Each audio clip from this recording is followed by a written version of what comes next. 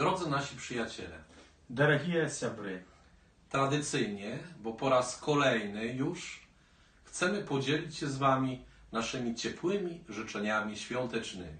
жадаем, каб побач вас заўсёды былі зычлівыя людзі. Жадаем вам глибокої радості, любові і надії. Przyjmijcie od nas drobny upominek muzyczny.